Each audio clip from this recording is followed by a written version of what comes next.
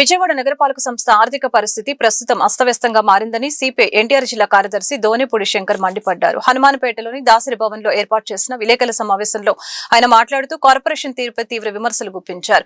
నగరపాలక సంస్థ కనీసం కరెంటు బిల్లులు కూడా కట్టలేని దయనీయ స్థితిలో ఉందని ఆయన ఆరోపించారు. సుమారు 120 కోట్ల రూపాయల విద్యుత్ బకాయిలు పేరుకుపోయాయని, వీటిని తక్షణమే చెల్లించకపోతే నగరం చీకటిమయమయ్యే ప్రమాదం ఉందని హెచ్చరించారు. ఈ నేపథ్యంలో మున్సిపల్ స్పెషల్ ఆఫీసర్ తక్షణమే కార్పొరేషన్ ఆర్థిక పరిస్థితిపై శ్వేతపత్రం విడుదల చేయాలని డిమాండ్ చేశారు. ఆదేశిస్తాడు నరేంద్ర మోడీ పాటిస్తాడు. నరేంద్ర మోడీ ట్రంప్ కోసం ఏమైనా చేస్తాడు ఇవాళ భారతదేశాన్ని. కాబట్టి సిగ్గుపడాలి. ఇవాళ కూటమి ప్రభుత్వం డబుల్ ఇంజిన్ సర్కార్ అని చెప్పేటువంటి ప్రభుత్వం, ఆ డబుల్ ఇంజిన్ సర్కారు లాగడానికి డీజిల్ లేదు, పెట్రోల్ లేదు, ఇంధన కొరత ఏర్పడింది.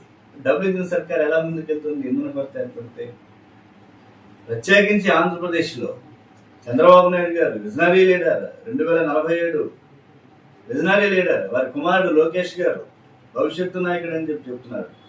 ఎందుకు వచ్చింది ఇవాళ ఈ రాష్ట్రానికి పెట్రోల్ డీజిల్ కొరత? ఎక్కడి నుంచి వచ్చింది? మూలం ఎవరు? అధికారంలో మీరున్నారు. ప్రజలు వాళ్ళు ఎంత ఇబ్బంది పడుతున్నారు? గత 3 రోజులుగా పెట్రోల్ బంకులు ఖాళీలు ఉన్నాయా? అప్పటి సిగ్గుపడాలి ఇవాళ చంద్రబాబు నాయుడు ప్రభుత్వం, కూటమి ప్రభుత్వం. ప్రశ్నించే గొంతు అని చెప్పేటువంటి పవన్ కళ్యాణ్ నిద్రపోతున్నాడని చెప్పి నేను అడుగుతున్నాను.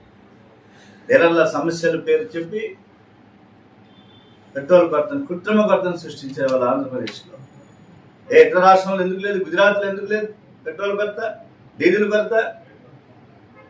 ఇక్కడ మనకి ఆంధ్రప్రదేశ్లో సహజ వాయువు, సహజ సంపదని దోచుకుపోతున్నారు వాళ్ళ గుజరాత్ రాష్ట్రానికి పైప్ లైన్ ద్వారా.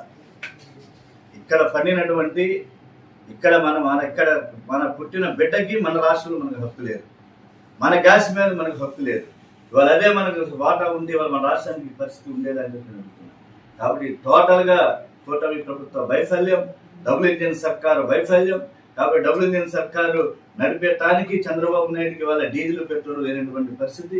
కాబట్టి ఈ కృత్రిమ కొరత ఏదైతే ఉన్నదో ఆ కృత్రిమ కొరత సృష్టించే వారిని కఠినంగా శిక్షించాలి. దీనికి పూర్తిగా ప్రభుత్వ పెద్దలు కూడా ఉన్నారని చెప్పేసి వెనక నుంచి కృత్రిమ కొరతలో వస్తున్నటువంటి వార్తలు వస్తున్నాయి. అవి కూడా బయటకు వస్తాయి. ఎవరున్నారా, ఏ పెద్దలు ఉన్నారా, మంత్రివర్గంలో ఉన్నటువంటి 2-3 స్థానాల వాళ్ళు ఎవరున్నారా అనేటువంటిది కూడా బయటకు వస్తాయి. కాబట్టి కృత్రిమ కొరత నివారించి తక్షణమే ప్రజలకి ఇంధన సరఫరా, పెట్రోల్ డీజిల్ సరఫరా చేయాలని చెప్పేసి కూడా సిపిఐగా డిమాండ్ చేస్తున్నాం. వాళ్ళ రాష్ట్ర వ్యాప్తంగా కూడా మా పార్టీ ఆధ్వర్యాలు అనేక చోట్ల